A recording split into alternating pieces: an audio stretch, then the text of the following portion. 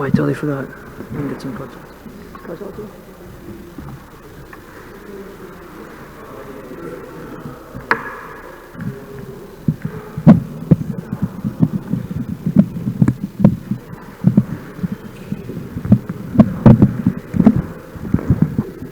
Thanks for.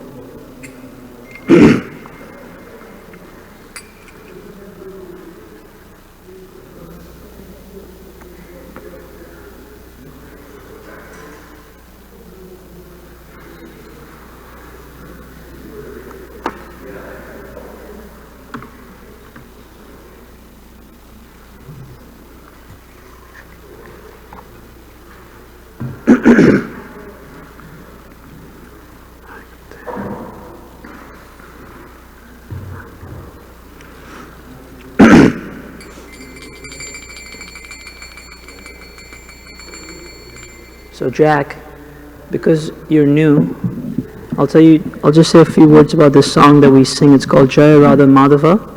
You can pull it up on your phone. It's a very beautiful song. It actually describes different scenes in Vrindavan of Krishna's different activities. Maybe we'll come a little bit closer. Huh? Is that possible? Everyone's sitting so far away. Come a little closer. Your phone's upstairs? Okay, here, you can use my phone. Okay. So the first line of the song says, Jaya Radha Madhava, which means I worship that Radha who is with Madhava. Madhava means one who is controlled by Radha. Then it says, Jaya Kunja Bihari, all glories to that beautiful prince who lives in the gardens of Vrindavan. The next line is, Gopi Jana Vallabha Giri Varadhari. He is the beloved of the young cowherd girls of Vrindavan, and he lifted Govardhan hill on his little pinky finger. This was a famous pastime Krishna performed where he actually lifted a whole mountain on his finger. And he was like, 6 years old or 6? 7. 7-year-old boy lifted a whole mountain. Yashoda Nandana Braja Jana Ranjana. He's the darling son of Mother Yashoda, and he's the beloved of the residents of Vrindavan. Yamuna Tira Vanchari. He wanders along the banks of the Yamuna and in the forests of Vrindavan. So these are different, Prabhupada actually said this song is the entirety of the spiritual world in just 4 lines. So it's very beautiful to know a little bit the meaning, and then you can meditate on this as we sing the song.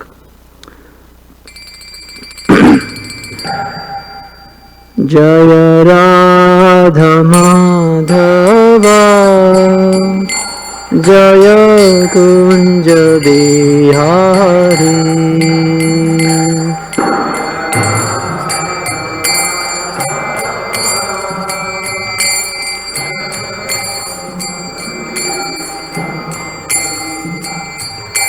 Jaya Radha Madhava Jaya Kunja Bihari.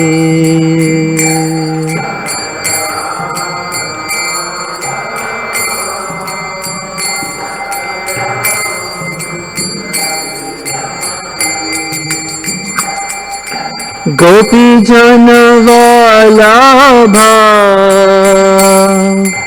Gopi Jana Vallabha Givaradhari Jai Hari Jaya Gopi Jana Vallabha Givaradhari.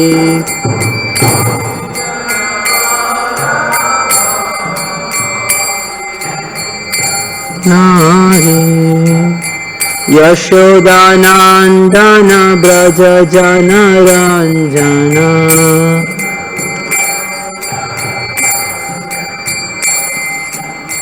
Yashodanandana Braja Jana Ranjana.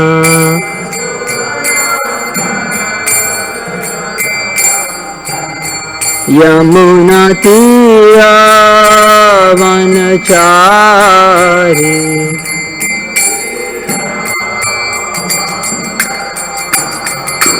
Jaya Radha Madhava Jaya Kunja Bihari.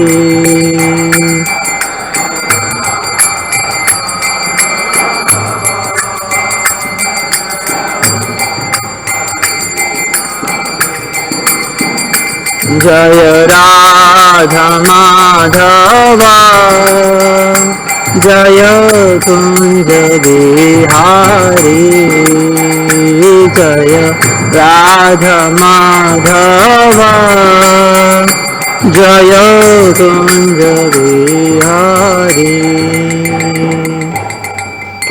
Jai Om Vishnupad Paramhamsa Parivrajacharya Ashtotarasta Shri Srimad His Divine Grace A.C. Bhaktivedanta Swami Srila Prabhupada Ki Jai Om Vishnupad Paramhamsa Parivrajacharya Ashtotarashta Shri Srimad His Divine Grace Srila Bhakti Siddhanta Saraswati Thakur Prabhupada Ki Anant Koti Vaishnav Vrinda Ki Srimad Bhagavatam Ki Gaura Premanandi. All glories to the assembled devotees. All glories to the assembled devotees. All glories to the assembled devotees. All glories, all glories, all glories to Lotus feet of Sri Guru and Sri Gauranga. All glories to Srila Prabhupada. Om Namo Bhagavate Vasudevaya.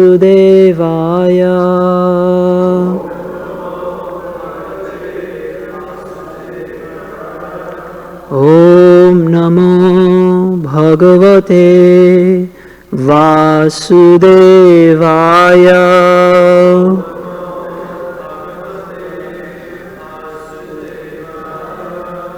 Om Namo Bhagavate Vasudevaya.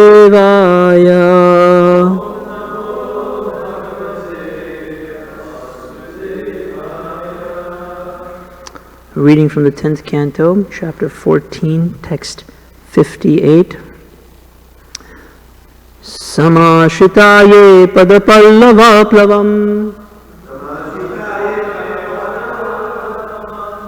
Mahatpadam punyayasho murare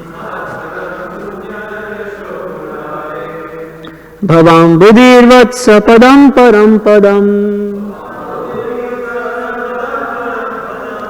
Padam padam yadvipadam natesham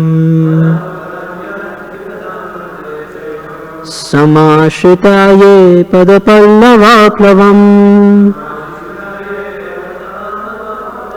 Mahatpadam punyayasho murare Bhavam buddhirvatsa padam param padam Padam padam yadvipadam natesham.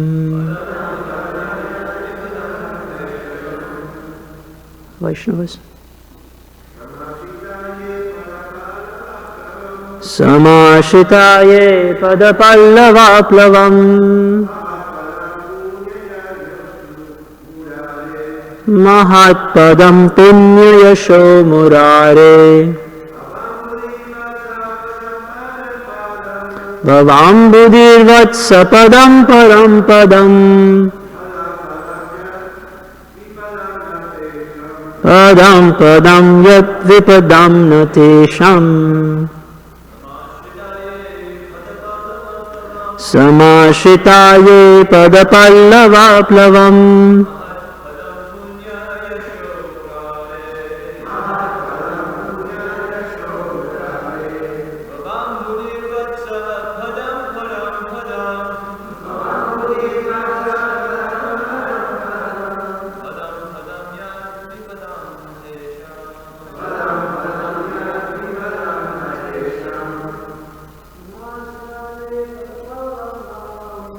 Samashitaye padapallavaplavam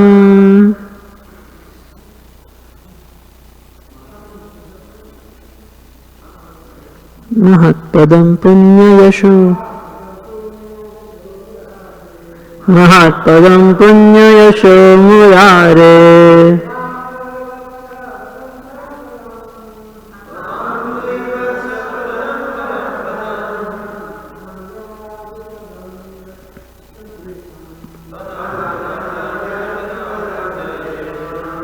Mataji. Samashitaye padapallavaplavam Mahakpadam punya yasho murare.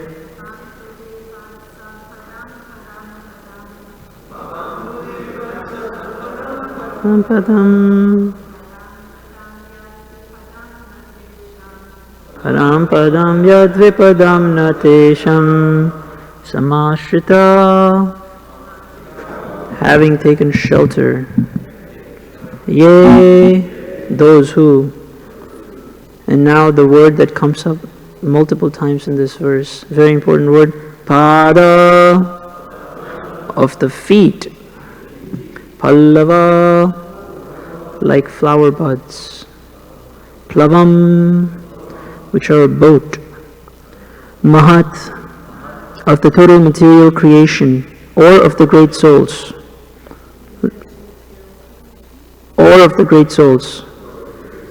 padam, the shelter, punya, supremely pious, yashaha, whose fame, murare, of the enemy of the demon Mura,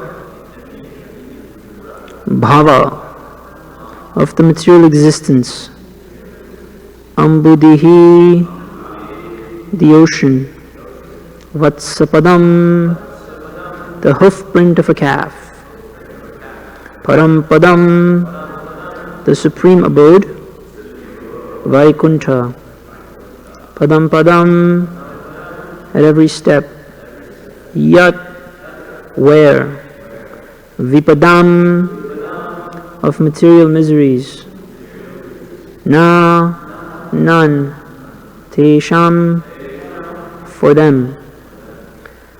This verse is actually really famous. Prabhupada quotes it quite a lot, and it's also the conclusion to this whole section we've been reading, so I encourage you to please pay close attention to the verse and the purport. Translation and purport by His Divine Grace, Srila Prabhupada Ki Jai.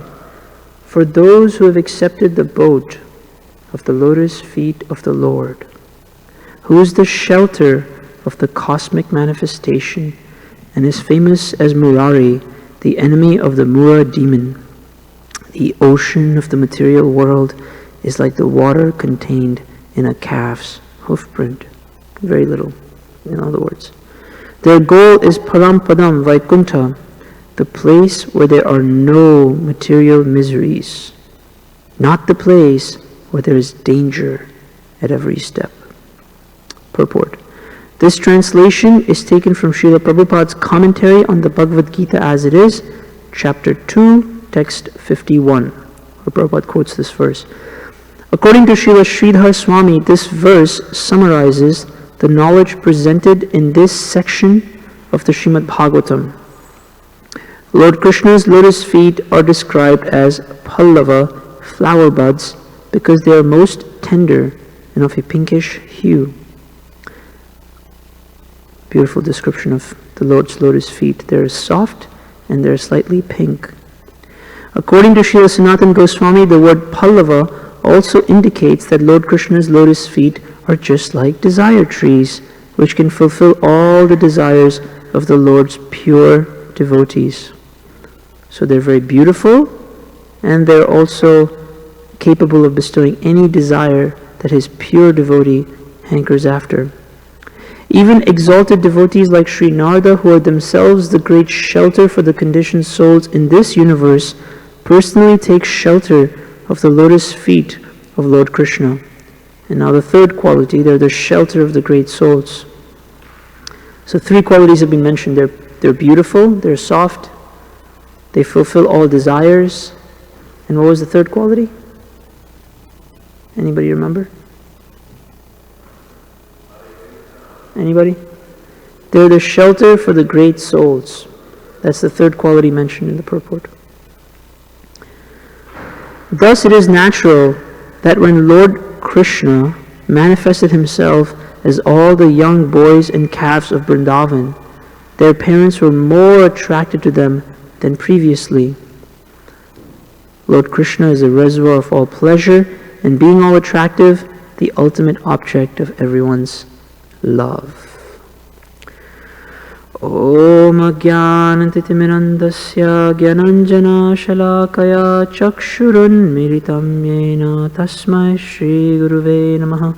Shri Chaitanya Manobhishtam Stapitam Yena Bhutale Swayam Rupa Kadamayam Dadati Swapadantikam Vandeham Shri Guru Shri Yuta Padakamalam Shri Gurun Vaishnavamscha Shri Rupam Sagrajatam Sahagana Raghunathanvitam Tam Sajivam Sadvaitam Savadhutam Parijana Sahitam Shri Krishna Chaitanya Devam Shri Radha Krishna Padan Sahagana Lalita Shri Vishakhanvitamscha He Krishna Karuna Sindhu Dinabandhu Jagatpate Gopesha Gopika Kanta Radha Kanta Namostute Tapta Kanchana Gaurangi Radhe Vrindavaneshwari Vrishabhanu Sute Devi Pranamami Hari Priye Vanchakalpatarubhyascha Kripa Sindhubhya Evacha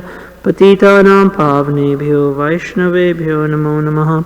Shri Krishna Chaitanya Prabhu Nityananda Shri Advaita Gadadhara Srivasadi Gaura Bhakta Vrinda Hare Krishna Krishna Krishna Hare Hare Hare Rama Rama Rama Hare Hare.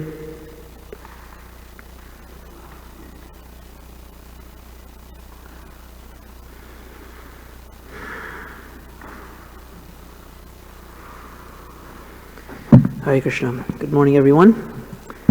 Yesterday I told Bhakta Jack that I was going to give the class tomorrow morning, so he looked at me and put his hand on my shoulder and said, "Good luck, Prabhu." And I thought to myself, yes, that's nice, but more than luck we need mercy.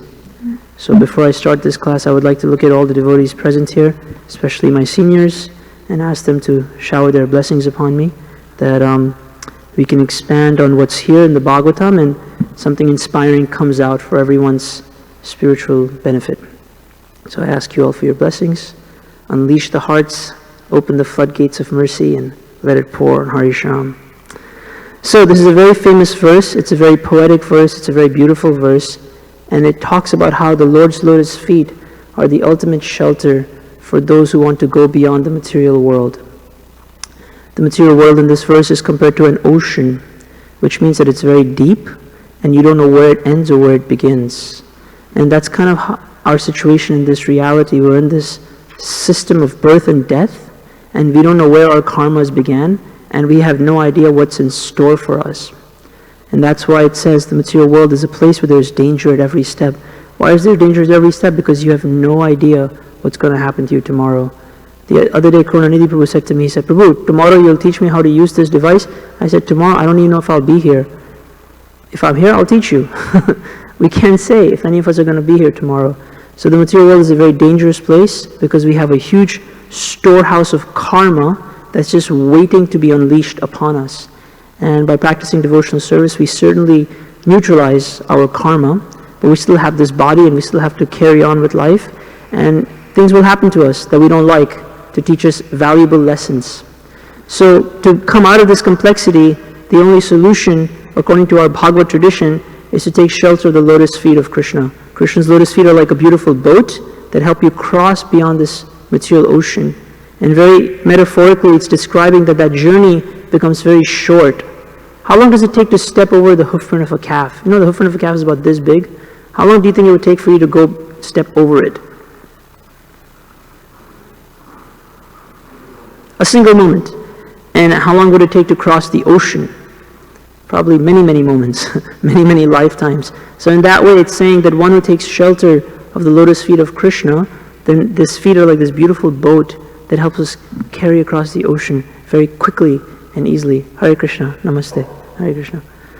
So, and this the commentary explains is the conclusion to this section we've been reading, because the main point of this section is that actually Krishna is the soul of the soul, and he is everything. And therefore one has to direct one's love and one's affection directed towards the highest personality, which is the Supreme Lord, Sri Krishna. So that's the essence of what this section is all about, and that's the essence of what this verse is about. And I already mentioned how this verse describes three qualities of Krishna's lotus feet. The first is a physical attribute. Does anybody remember what that physical attribute was? They're soft as flowers, and a color was mentioned. They're pink. Very nice. What was the second quality of Krishna's lotus feet that was mentioned?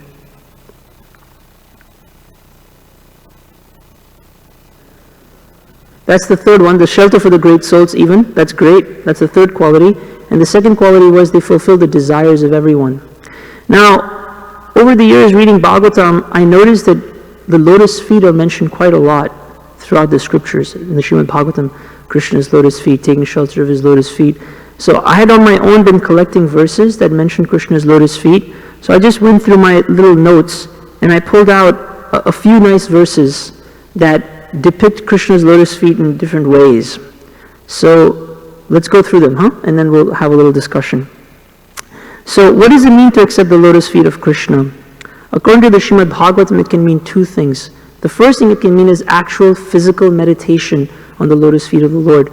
So God has a form and he has hands and feet, and they're very beautiful. So the Bhagavatam recommends meditation on Krishna's lotus feet. Here's what it says in the 3rd canto, chapter 28, verse 21. It says, the devotee should first concentrate his mind on the Lord's lotus feet, which are adorned with the marks of a thunderbolt, a goad, a banner, and a lotus, and actually 12 other symbols. It's just mentioned 4 here. The splendor of their beautiful ruby nails resembles the orb of the moon and dispels the thick gloom of one's heart. So let's talk about this verse for a second. What a beautiful description, and what the effects of meditating on Krishna's lotus feet have is they remove the thick gloom of one's heart. So Krishna has feet, and on his feet are certain symbols, like for example, the Sudarshan Chakra. And it's explained by our acharyas that when you meditate on the chakra on Krishna's lotus feet, it removes the contamination of lust from within the heart. So for every one of these symbols, Adam, you like taking notes, you'll find this interesting. For every one of these symbols, the acharyas have given deep meanings. For example, there's a fish on Krishna's lotus feet. Does anybody know what the fish signifies? Naveen? Fish? Yes, Ru.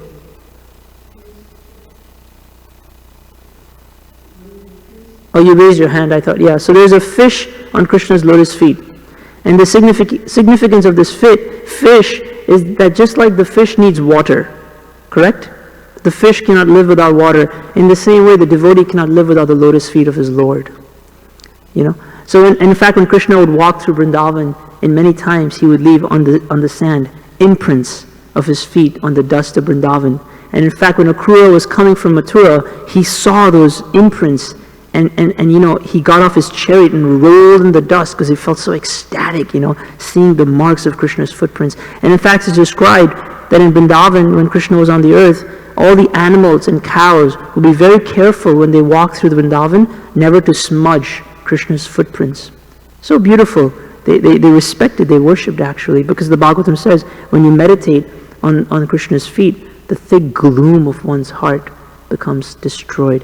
And his nails are compared to the orb of the moon. In fact, there is a verse, I believe is it maybe Namashtakam, I don't remember where it is, but it describes how Krishna's feet have 10 moons. Because each toenail of Krishna is compared to a moon. It's glowing bright like the moon. So you can try this sometime. While chanting japa, you can come to me, I have a little book that explains the meaning of each of the symbols on Krishna's lotus feet. The thunderbolt, the chakra, there is a mace, there is a yagya kund, there's a flag. There's actually, my favorite is actually, there's 2 that are my favorite. There's a line. Okay, don't this is funny, but take a look at your foot. You'll see there's lines that go through your feet, right? So there's actually a line that goes right in the middle of Krishna's foot. Does anybody know what that line signifies? It's really beautiful. Any guesses? Why is it looks like a rope almost. How about that? I'll give you a little clue. It looks like a rope. The rope that what? Ties Krishna with? No, good guess. No, good guess. Anybody else? It's like a rope that comes out of Krishna's feet. It signifies actually that this rope, Krishna sends this rope into the material world to pull conditioned souls out. That's what his feet represent. His feet are the rope that Krishna sends into the material world to extract conditioned souls of Kali Yuga. Another last symbol we'll mention is there is a goad. A goad is something that they used to drive an elephant. In India, if you ever go to Mayapur, who's been to Mayapur? In Mayapur they have, remember those two elephants? What are their names? Lakshmi and Vishnupriya, right? So sometimes in the morning you see the mahouts taking the elephants for a ride, and it looks really majestic, you know, these elephants like, you know, and their trunks swinging. It's really ecstatic actually. And they're carrying a little sharp object. You know, in case the elephant starts misbehaving, they drive the elephant with that object. So Krishna has a goad on his foot.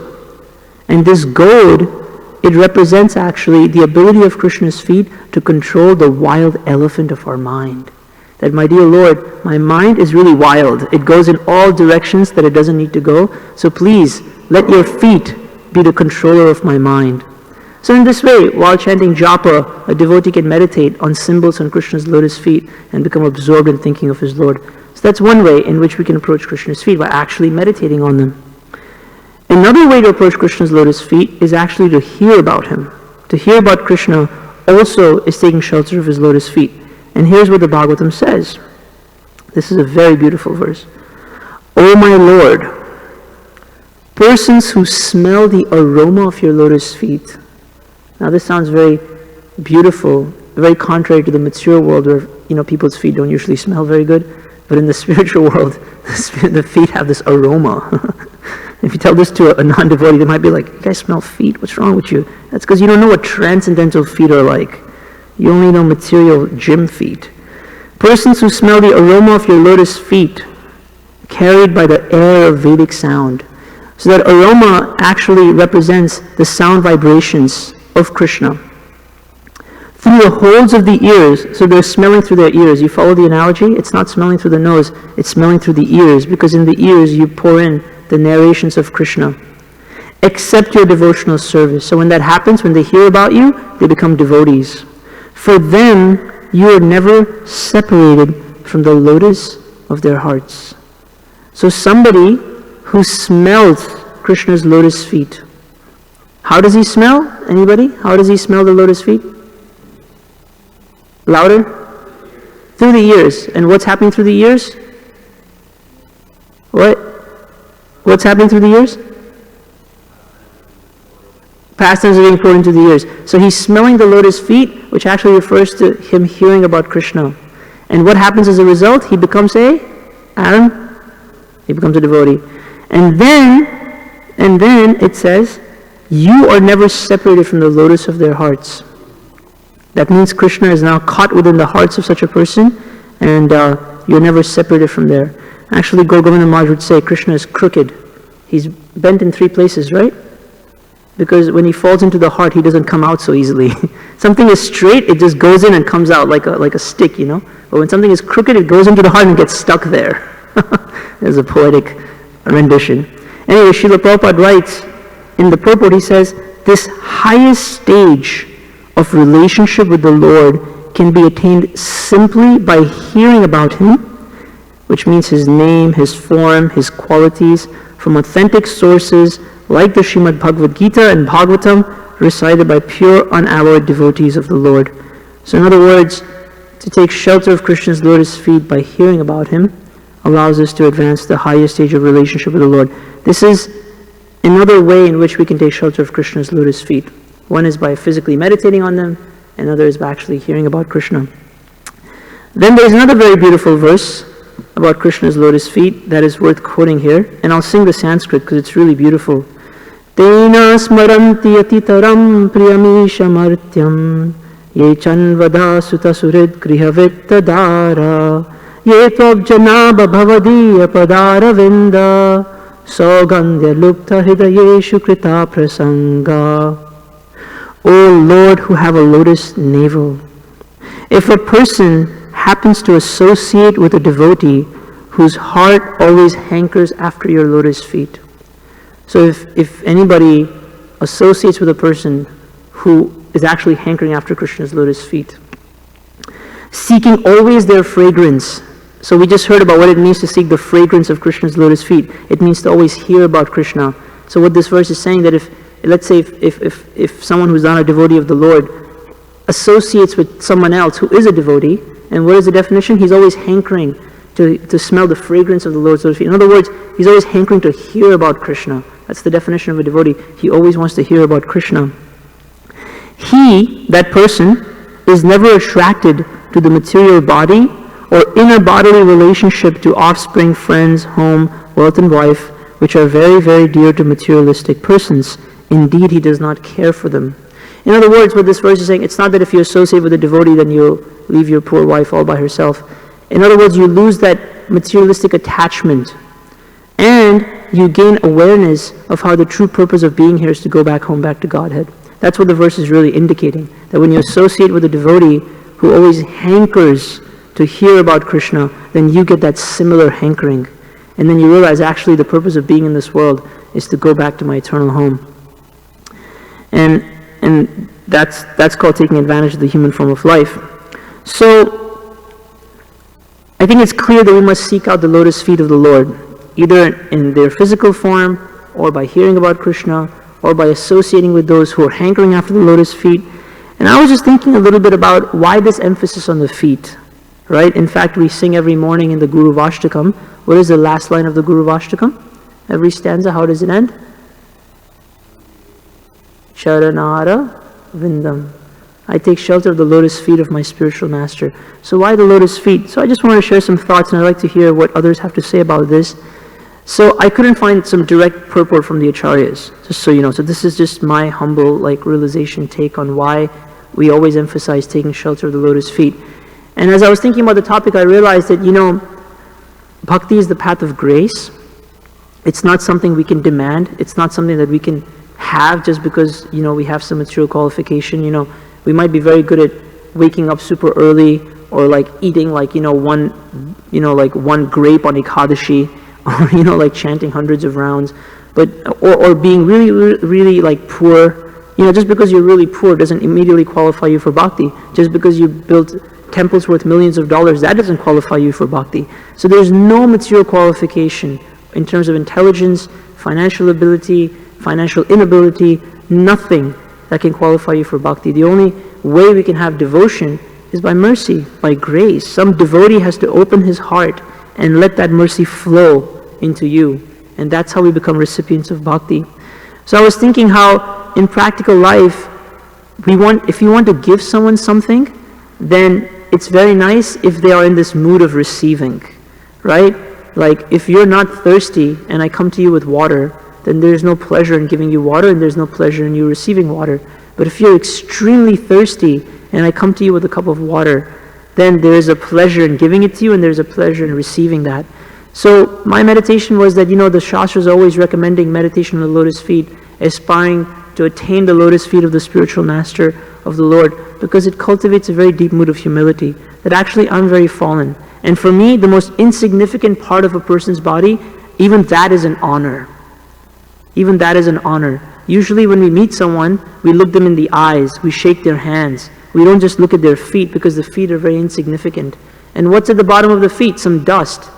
Does anybody value the dust that their feet carries? No, anybody can just take the dust and give it. This is something very simple, But if you ask someone to give their jewelry, if you ask someone to give their phone, if you ask someone to give their heart, these are very big things.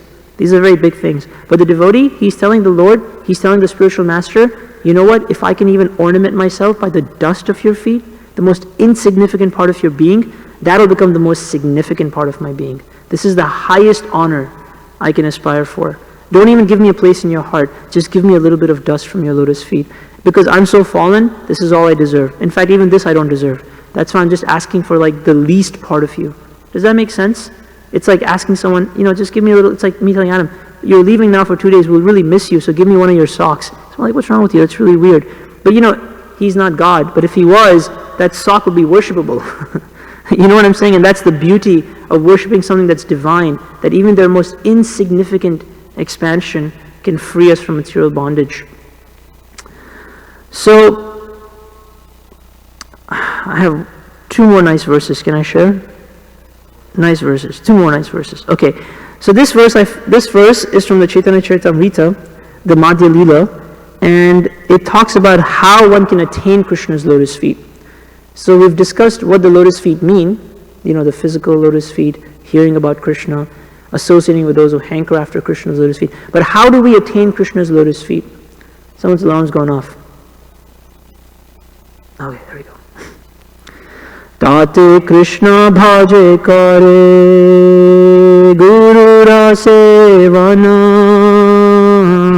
Maya jala chute paya Krishna ra charanan.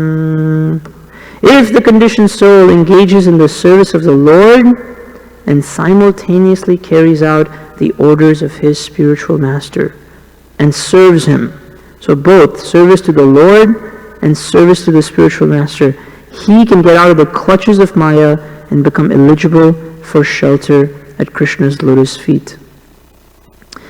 And just to end my class, I would like to share one last detail, that bhakti is always a very reciprocal way of life. Just as the devotee hankers to attain Krishna's lotus feet and serve the Lord actually is always hankering to serve his devotee. And this is a very interesting point. It's sort of missing in the theologies of the world. If you read the Bible, if you read the Quran, if you follow any other religious tradition, then the highest limit that the tradition goes to is one should glorify God, one should serve God, and that God is very merciful to us, right? But Gaudiya Vaishnavism presents a new concept. It's not so new actually, it's very old, but it's a very unheard of idea that the devotee wants to serve the Lord and the Lord wants to serve his devotee. The Lord wants to serve his devotee because Krishna is a person and he's not satisfied simply by receiving love, right? He also wants to give love. And we know this experientially a little bit, right? In the material world, maybe some people are very, very insecure, so they need constant glorification and attention. But a normal, healthy human being, right? Someone who grew up with loving parents and a lot of shelter, he's quite secure. He or she doesn't need constant attention. They're actually looking for opportunities where they can also give. And there's a joy in that, right? Like the other day we all cooked lunch together for the devotees. That was so nice. We just, okay, let's do it. Let's cook together for the devotees. Let's give our energy to offer something to the Lord and also serve his parts and parcels. So there's something very beautiful about not just being the recipient of mercy, the recipient of love, the recipient of affection, but also giving it back. So why would Krishna not want to taste that? In fact, in our tradition, giving is the higher taste. There's more sweetness in being the giver than in being the receiver. So Krishna totally wants to experience that also. And that's why the Bhagavatam says, Nirapeksha munim shantam nirvairam samadarshanam anuvajami aham nityam puye yeti angrirenubihi. With the dust of my devotees' lotus feet. This is Krishna speaking to Uddhava. So hear what he says. With the dust of my devotees' lotus feet, I desire to purify the material worlds which are situated within me. So actually Krishna has a program. His program is that he makes devotees walk all over the material world. Like for example, today Naveen Krishna will go to downtown Chicago. He will take his lotus feet to downtown Chicago. And then Bhakta Adam will take his lotus feet to Wisconsin. And then Bhakta Alex will take his lotus feet to Michigan and Jackson. And Chaitanya Prabhu will take his lotus feet to Ace Hardware and pick up supplies for the temple. Mataji will go to Evanston. The Lord has this program of sending his devotees and their lotus feet to different parts of the material universe. And why does he do it? He wants to purify these places by the dust of his devotees' lotus feet. In fact, as soon as a devotee enters an atmosphere, you can feel a change. Right? The other day I was at the lake chanting japa. I'm just chanting, and guess who walks by? Terrence. And he's also chanting japa. And immediately I felt the atmosphere just it was already very beautiful because but the entrance of a devotee did something else to the atmosphere. It made it a little bit more auspicious. So this is Krishna's program.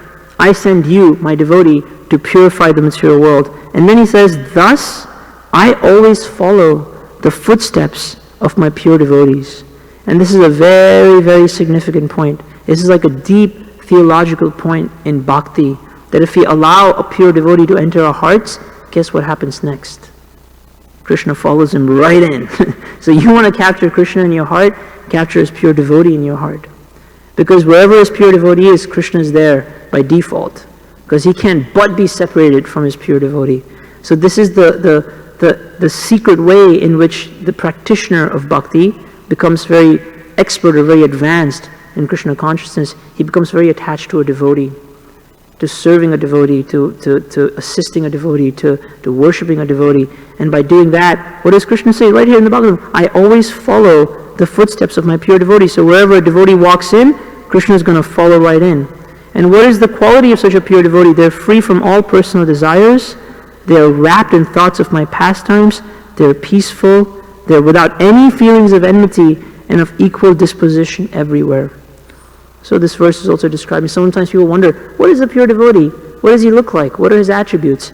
Here you go. These are his attributes. They have no feelings of enmity. They have equal disposition everywhere. They're always wrapped in thoughts of Krishna's pastimes. They're peaceful. So you allow a devotee like that to enter into your heart, and magic happens. So there's a pastime I wanted to share, but it's short. No, I think it's good. No, you know what? I'm going to say it. It's a nice little story. So this happens in the Mahabharata. Everybody knows this pastime, I think, but we'll recite it for Jack's benefit. So the Mahabharata is the great epic, the great battle of actually two sets of cousins within the same family.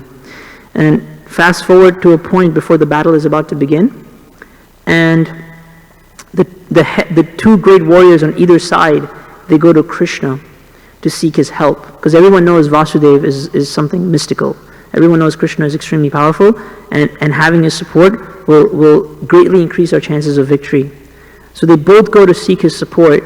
Now one brother, his name is Arjuna, and the other is Duryodhana. So when Arjuna comes to seek Krishna's favor, he sees that Duryodhana is already sitting there, and he's sitting, Krishna is laying down, and he's sitting at the head of Krishna, like right next to his head. And what does Arjuna do? A devotee always hankers after Krishna's lotus feet, so he goes and sits by Krishna's feet. So when Krishna wakes up, like that, he sees Arjuna sitting here, and he asks Arjuna, hey, what can I do for you?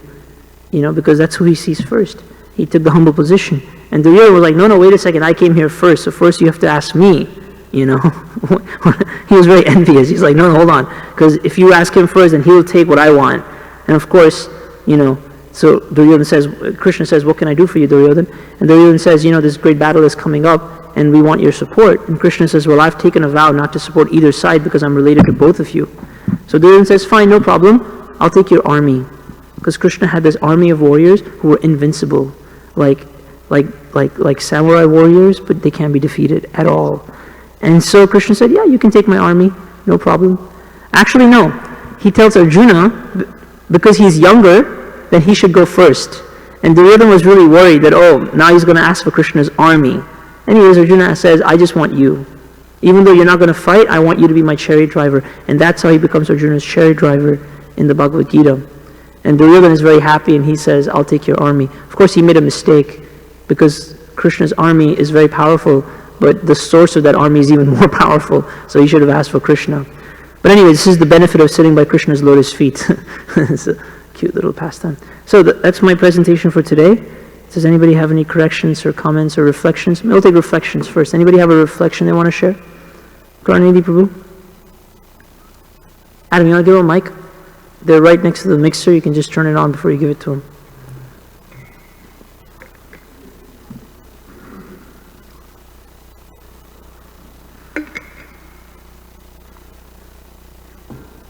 दो second दो, on हो जाएगा. 2 second. On off मत करो, उसको on ही रखो. It takes 2 seconds, right, Josh? The switch is on, but he keeps turning it on and off. Yeah, there we go. Yeah, this very nice class and nice description about lotus feet of Krishna. That in Brahma Samhita also it is stated, Jatpada Pallavadam Bindha Kumbhe Dandi Saganadiraja Vignad Vyantam Ramasya Jagatrayani. That means how the lotus feet of Krishna can dispel all the obstacles.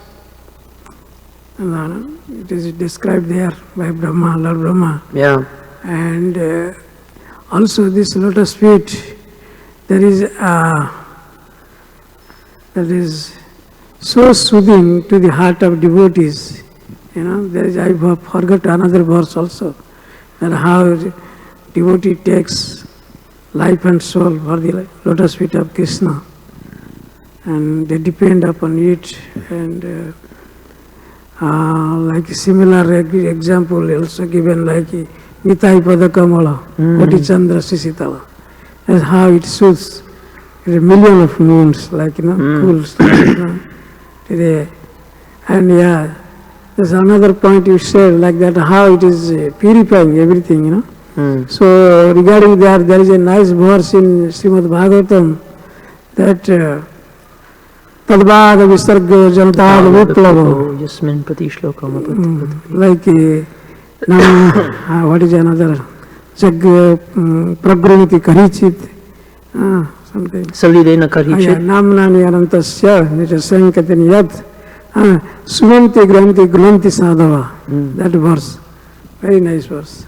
That is how it purifies, This literature, like a special Prabhupada books, how it is purifying the whole world. And every Jasmini Prati Slokam, Avadhavati api, means in every sloka, in every verse, there are a lot of Prati Slokam, Avadhavati, you have to understand very nicely. So that it will purify us. It just act like time bomb, wherever it is put, like, accordingly it blast out, like that. So very nice. Thank you. And about, you said something like the flag, I could not catch. What was the flag in the lotus feet of Krishna? What is the significance? Flower? Flag. Plug? Flag. Plug. A flag. Yeah. What is that? There is a flag on Krishna's lotus feet, and if I remember correctly, it's just like a flag signifies victory. A flag signifies victory, so one who takes shelter of lotus feet of Krishna will be victorious over the material energy. That's what the flag signifies. Thank you, Prabhu. Any other reflections, Mother Krishna Archana? Anything from you? No? Josh? Anybody has I had one thing that I wanted to share just for part of the discussion. For one, just thank you. Such a nice class, so many nice examples. I especially appreciated your elaboration on the marks on Krishna's feet and the elephant goad. Krishna, please, my mind is just here and there. You just, because it's kind of a harsh treatment. Yeah. Will you just please, I want that. We should pray to Krishna that please, that's what I want. My mind is crazy. I just need a little, give me something so I can focus. I like this. So thank you.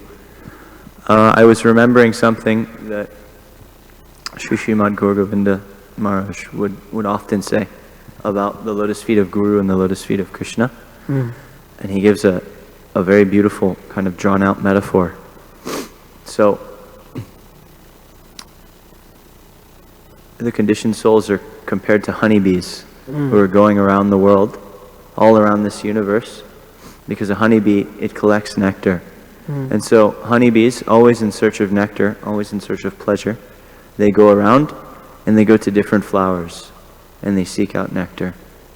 But the thing about flowers is some of them have some nectar, some have little nectar, some may have a lot of nectar, but they also have thorns. And so the bees, they go and they go to these flowers like the Atasi flower, and they land there and they drink, but then when they try to leave, the thorns catch their wings and tear their wings and cause terrible suffering. Some flowers, they actually have a mechanism because they actually eat the bees.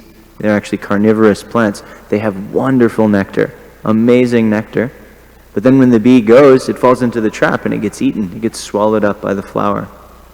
So, the lotus feet of Guru are compared to, they're called the lotus feet of Guru because a lotus flower is the supreme flower. It has for a bee, for all intents and purposes, it has an unending stock of nectar. So the bee can go and it can drink and drink and drink and drink. And the lotus flower is so benevolent, Guru is so benevolent, that when that honeybee lands on the lotus flower, if he drinks too much and he becomes so drunk that he can't fly, at night the lotus flower will close over him and provide him shelter so that he can actually rest. This actually happens. It's actually a thing.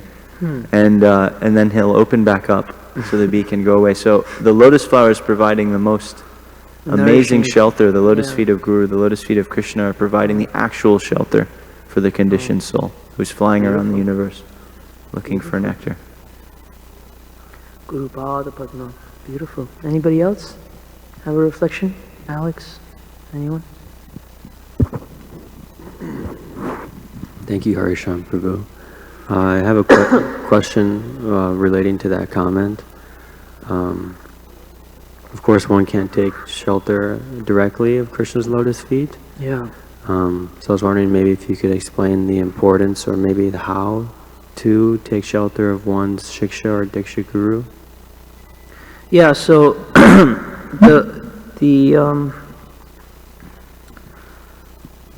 when Hiranyakashipu is interrogating Prahlad, and he's kind of wondering, like, from how did you become such a devotee, you know? And Prahlad is kind of instructing his father, and he says that people like you can actually never become devotees. Not by the good instructions of others, not by Vedic scriptures, not by any austerities. You cannot become devotees. So then one might wonder, well, how will they become devotees actually? And Prahlad Maharaj says, you can only become a devotee by bathing in the dust of the lotus feet of a devotee. So this is your question. And Sri Vishnu Chakravarti Thakur explains in his commentary, what does it mean to bathe in the dust of the lotus feet of a devotee?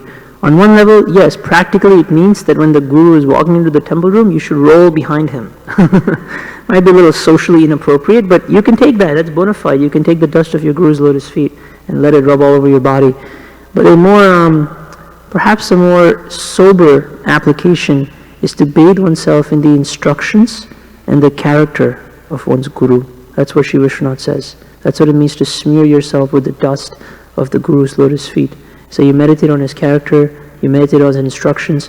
One of my dear friends, Deva Madhava, once said to me that the turning point in his spiritual life came when he started praying to his spiritual master. In this way, he would say, my dear beloved Gurudev, allow me to follow your innermost desire. And as soon as we as practitioners pray to follow the innermost desire of our Gurus, then something magical can happen in our life, if we actually want to. You know, and meditating on their instructions, meditating on their character, how would they carry themselves, you know what I'm saying?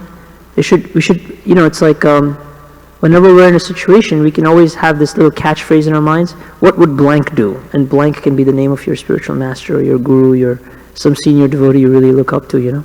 So anytime we're in a tough spot, what would blank do? How would blank react? You know? And in this way, we make it very practical, you know? Just like yesterday, we were on books, and I was struggling a little bit. So I was like, what would Gopal Champu do right now, Josh? You know, Gopal's a big book distributor. So, you know, it's like that. Well, you know, we just make it a meditation as we walk through life. We have a conflict with a devotee. We're struggling to do a service. We got up late. We're not able to chant our japa nicely. You know, we're not able to express compassion or gratitude. Whatever struggle we have, we can ask ourselves, what would so-and-so do? And use their example as an inspiration to come out of a lower state of consciousness and into a higher state of consciousness.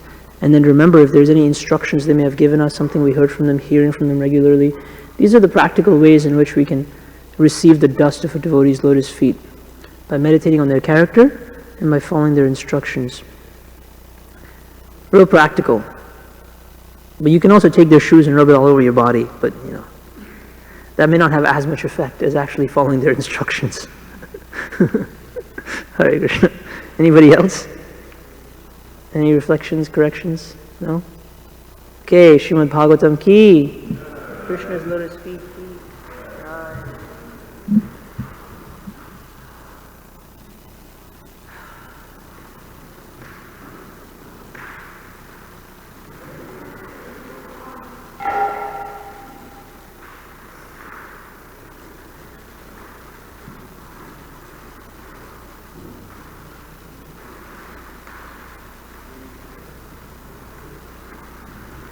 Jai.